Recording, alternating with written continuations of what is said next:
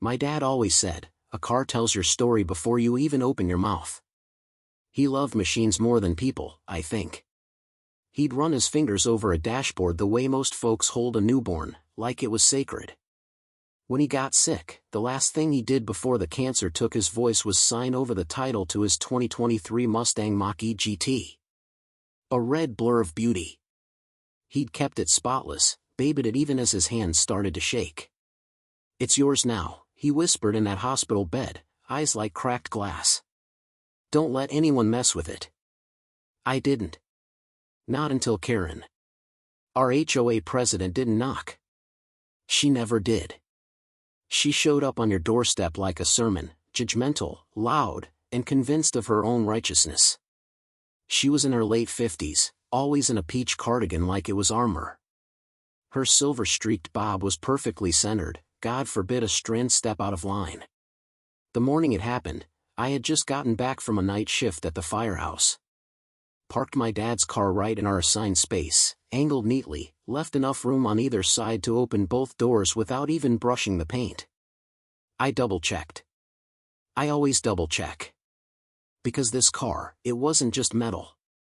It was grief sculpted into motion. It was everything I had left of him. At 6:13 a.m., Karen came out of her unit. She was carrying her Yorkshire Terrier, Peaches, and a venti iced coffee. Security footage later showed she paused by my car. Looked at it. Tilted her head. Walked around the front. Then she pulled her key out of her pocket.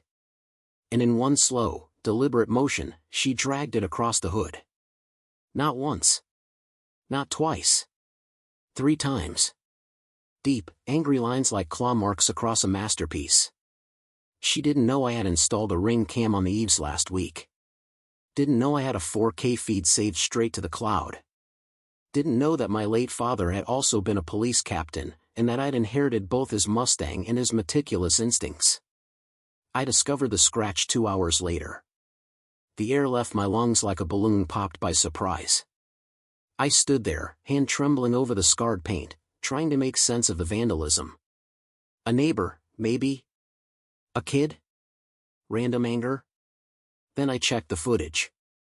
And there she was. Karen. Smiling like someone scratching off a lottery ticket, only the prize was ruining someone's morning. The moment I saw it, I sat down on my porch and laughed. Not because it was funny. Because it was so absurdly Karen. Petty. Precise.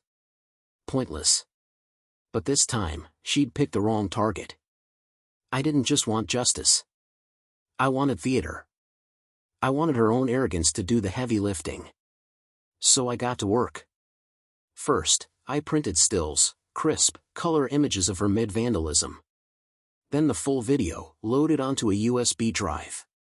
Next, I submitted a formal incident report to the HOA board.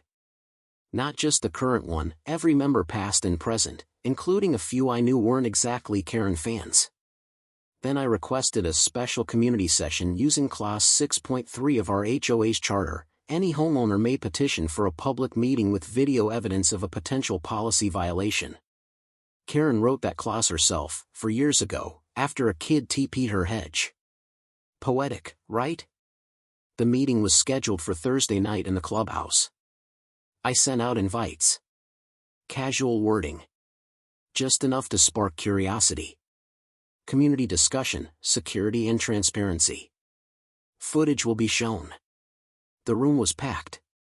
Even folks who normally skipped HOA gatherings showed up. Chairs were pulled from storage. The AC whined under the strain. I stood near the projector with a remote in one hand and the Mustang key in the other. Karen arrived late, as always. Strutted in like she owned the room. Peaches in her purse, smugness in her stride. And then I hit play. 34 seconds of silence. The footage rolled. Karen paused by the Mustang. Karen took out her key. Karen vandalized my father's legacy. And when the camera zoomed in, high-resolution clarity left no doubt, it was her. Her clothes. Her face. Her smug little twist of the wrist. When it ended, the room was a vacuum. Dead quiet. Then someone gasped. It broke the tension like a snapped wire. Murmurs erupted. I didn't say a word. I just let them stew in the image. Karen tried to speak, stood up, halfway through a stammer, but in her hand, clutched tight as a shield, was the exact same key. The room exploded. And that's when the real unraveling began. Karen's mouth opened, but words didn't come. Just a soft "I" that vanished under the sound of 20 neighbors whispering all at once.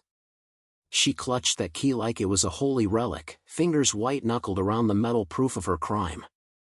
The projector's screen behind me still displayed her face frozen in mid-scratch, like a mugshot, only worse because it was earned. Karen, someone finally said, is that your key? It was Mr. DeLuca.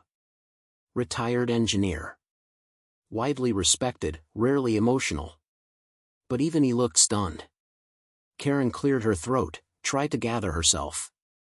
I was checking the paint. I thought I saw a crack. She smiled. That practiced, HOA smile she reserved for fines and holiday banners she didn't like.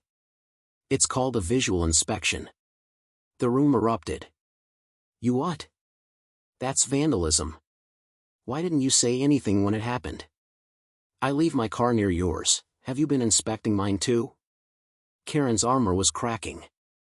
This is taken out of context, she snapped. The camera angle is misleading. I clicked another button on the remote. The second angle played. I had one on the garage across the lot. Different view. Same action. And this time? You could see the full arc of her arm. Deliberate. Angry. Her expression like someone squeezing toothpaste out of spite. That's a doctored video, she tried again, flailing now. He's using AI. You can do anything with these apps nowadays. I stepped forward, slow, like I had all the time in the world. Then why are you holding the same key? Everyone looked at her hand. She dropped it like it burned. And that's when Linda Meacham, secretary of the HOA board, stood up. Her voice wasn't loud, but it cut like a blade. I moved to call an emergency vote for removal of the president. Gasps. It was happening. Karen stammered something about bylaws, about needing 30 days notice, about how none of this was official. But it was. She wrote those rules. I just read them better. All in favor? Linda asked. Hands went up. One by one. Hesitant at first. Then with more confidence. Even Bob, Karen's usual lapdog on the board, raised his hand. I didn't vote. Didn't need to. I wasn't on the board. I just watched. Karen stormed out halfway through the count. Peaches barking inside the purse like some absurd soundtrack to a collapsing empire. The key clattered to the floor behind her. No one picked it up. I wish I could say that was the end. That justice was clean, quick, and final. But nothing involving an HOA is ever that simple. The next morning, I found a citation taped to my front door. Same peach-colored paper as always. Same passive-aggressive font. Only this time, the violation? Unapproved gathering, disruptive community behavior. Filed 11:58 p.m. the night before. Signed by Karen Whitmore. She'd printed it before the meeting. That's when I realized, this wasn't over. Not by a long shot. She might have been removed as HOA president. But Karen? She was gearing up for a different kind of war. One fought not with votes or bylaw clauses, but with whispers, retaliations, and scorched earth drama. And somewhere in that warpath, I was the bullseye. They say when a queen loses her crown, she either fades into exile or builds an army. Karen chose the latter. By Saturday, the neighborhood app, NeighborLink, was flooded with posts from anonymous users warning of a sudden surge in rule violations. Driveway oil spots, improperly stored trash bins, dog walkers off-leash adjacent. You name it. None of the posts used names. But all the photos? All feature my house. The captions were always passive-aggressive classics. So sad to see our standards slipping after last week's drama. When respect goes out the window, so does property value. This is what happens when we tolerate vandalism from both sides. Both sides. She was painting me as the villain now. Clever. But I had one advantage she didn't: facts. I started my own post. Calm. Factual. Accompanied by a screen grab of the security footage, the timestamp clear as daylight. I asked, "How many of your cars have been inspected by Karen's key? Maybe check your paint." It went viral, in HOA terms. 87 likes, 40 comments, and 3 neighbors who hadn't spoken to me in months came over just to say, "I had no idea." Even Mr. Chen, who hadn't smiled since the fireworks ban in 2019, gave me a thumbs up.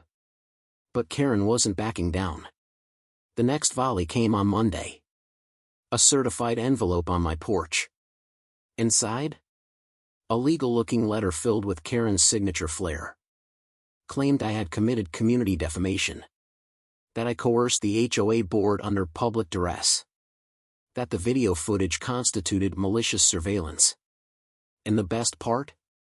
You are hereby required to issue a full apology to all residents for creating a hostile environment under HOA subsection 9.4.1. Which, of course, didn't exist. I could have laughed. But I didn't. Not this time. Because that afternoon, I got a text from the body shop. Mustang's hood, deep gauge down to primer. Estimate, $4,362. Insurance may not cover. I stared at the screen. That's when I remembered something my dad used to say. Sometimes people don't need punishment. They need to be unmasked. And Karen? She was about to get her encore. The next community meeting was scheduled for Wednesday. A regular board check-in. Low turnout expected. But I had other plans. I made flyers. Black and white. Simple title. "Do you know who's watching you?" I taped them to the clubhouse bulletin board. To mailboxes. To the community dog park gate. Inside, I placed QR codes. They led to a private web page I'd built.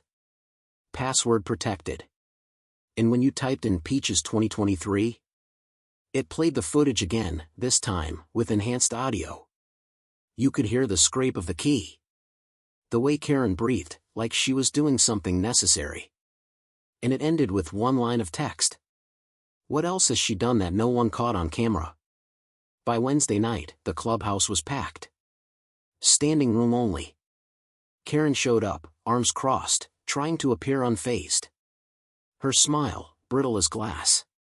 "I see we've drawn quite a crowd," she said as she entered. "So nice to see civic engagement, finally."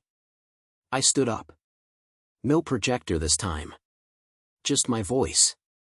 "Before we begin," I said, "I'd like to read a list." I unfolded a sheet of paper. Clear. Calm. February 2nd, Mr. Sanchez cited for overgrown vines. Karen's roses, 12 inches past the sidewalk. March 9th, Linda Meacham fined for garage clutter. Karen's storage bins visible from street. April 15th, I was cited for parking across the line. Same day, Karen parked on the line in 3 photos. I flipped the page. This list is 37 items long. Karen stood. "This is harassment." "No, Karen," Linda said quietly from the board table. "This is accountability." Karen scoffed. "I've given this neighborhood order. I've protected our values. What have you all done?" And then someone said it. I don't even know who. We lived. That's when it shifted. Not just votes or rules, but the mood. Karen looked around and realized there was no one left to back her up. For 3 full days, Karen disappeared. No Facebook posts. No HOA emails. Not even Peaches barking in the yard.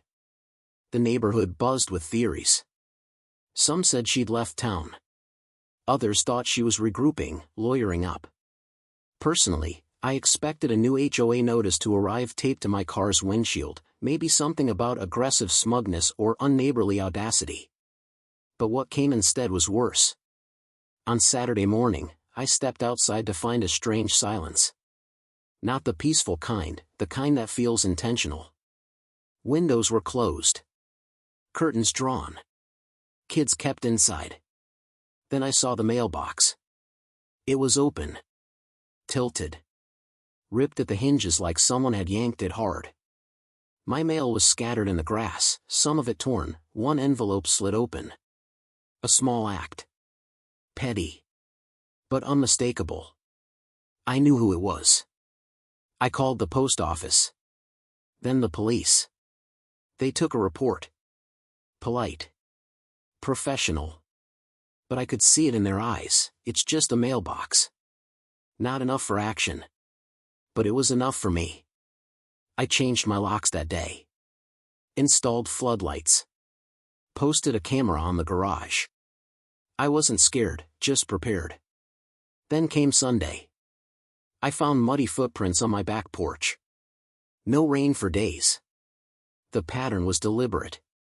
They circled the window, twice. Just outside the frame of the security cam. No signs of entry. No glass broken. Just a message, I can still get close. Karen was escalating. Her power stripped, her image shattered, she'd gone guerrilla. No longer the iron-fisted president, now just a shadow with a vendetta. But what she didn't know. I'd been preparing for this since the scratch. That night, I checked my laptop. Pulled up the HOA's financial records, publicly accessible through the board's portal if you knew where to look. I'd had access for months, ever since I'd been granted community oversight privileges after the video. And I'd found something. Small at first. A $193 payment to a landscaping company that didn't exist. Then a $410 line item for emergency signage repair. No record of a repair. No signage ordered. Just funds, moved. In total? Nearly $6,000 in miscellaneous operational costs. All filed under Karen's watch. I knew what I had to do.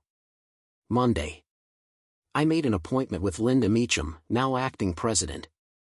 She met me at the clubhouse, no peaches, no pretense. Just a manila folder, 2 cups of coffee, and an exhausted look in her eyes. "You found something?" she asked. I nodded. "I think Karen's been funding her war chest, with HOA money." Linda went still. "We always suspected. But we never had proof." I opened the folder. Receipts. Screenshots. Cross-referenced invoices. Time-stamped bank transfers. Linda exhaled. "If this is what it looks like, she's committed fraud." I nodded. "And embezzlement. And falsifying financial statements. Are you sure you want to press this?" She keyed my father's car. Tried to ruin my name. Harassed my neighbors. And now? She's breaking into my property. If we don't stop her here, she'll come back. Linda was quiet for a moment. Then she said the words I'd been waiting for. "Okay. I'll call the lawyer." Tuesday morning, Karen was served. On her front lawn. Neighbors watched from windows, from porches, from behind half-cracked blinds. A process server in a navy jacket. A thick packet. A stunned Karen, still in robe and slippers. She didn't say a word. Just took the papers, turned, and went inside. But the best part? The moment the server walked away, Karen looked up. Right into the lens of my Ring camera. I waved. Karen didn't answer her door for 3 days. The subpoena had arrived. So had the HOA audit request. Her front yard, once the most obsessively manicured plot in the neighborhood, looked ragged. The pink flamingo was tilted.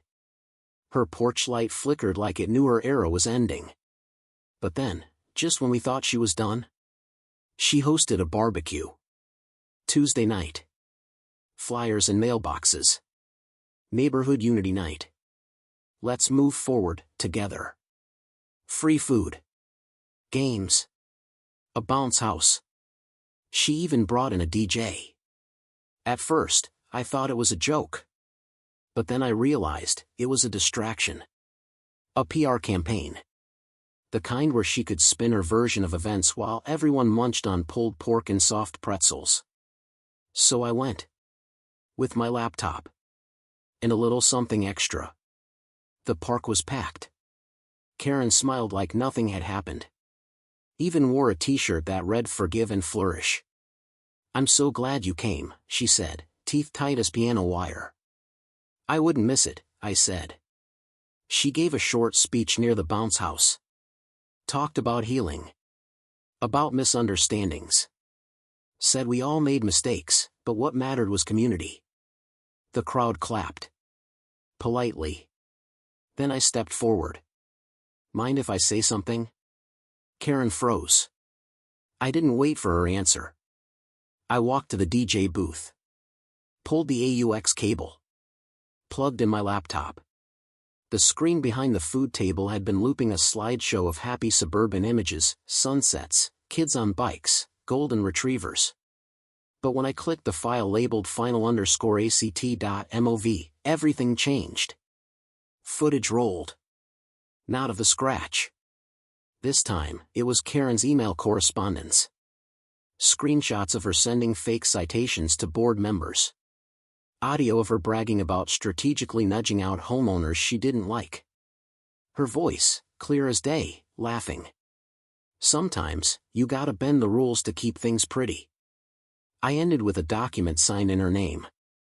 An unauthorized fund transfer of $2,341.12 to a law firm she hired to defend her reputation. From HOA funds.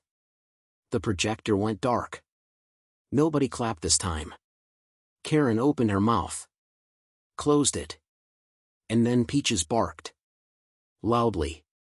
Shrilly. Someone snorted. And then, quietly, someone else started to clap. Linda. Then Mr. DeLuca. Then half the crowd. Not for me. Not for drama. But for truth. Karen took 2 steps back.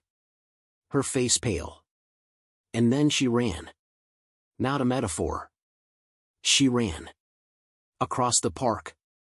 Through the bounce house line. Past the recycling bins. Gone. A month later, Karen was removed from the HOA board permanently. The financial audit confirmed over $8,000 misappropriated. Charges pending. Peaches, according to rumor, went to live with Karen's sister in Tucson. The Mustang was repaired. Full insurance payout after the footage was submitted. The hood? Flawless again. I had it detailed. Then parked it in the same spot. A single inch from the white line. Just because I could. I still live in the neighborhood. Still mow my lawn. Still wave at Mr. Chin. Linda's now the official HOA president, and she's a good one. Fair. Quiet. Transparent. People smile more now. And as for me? Every now and then, I check the footage. That 34-second clip. Karen's smirk. The key. Not because I'm angry. But because it reminds me that justice, when you're patient and precise, doesn't just come. It parks in the driveway. Right where it belongs.